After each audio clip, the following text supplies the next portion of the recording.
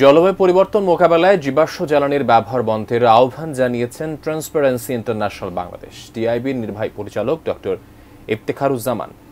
আন্তর্জাতিক clean energy দিবস উপলক্ষে সকালে রাজধানীর মানিক মিয়া এভিনিউতে টিআইবি আয়োজিত মানববন্ধনে আহ্বান জানান তিনি।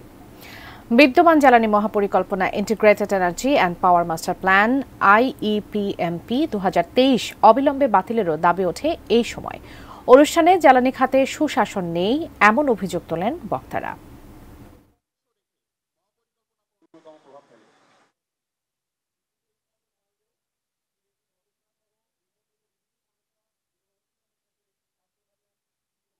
মহাপরিকল্পনার নামে যে দলটি তৈরি হয়েছে সেটি তৈরির পেছনে ছিল কনফ্লিক্ট অফ ইন্টারেস্ট, স্বার্থের দ্বন্দ্ব।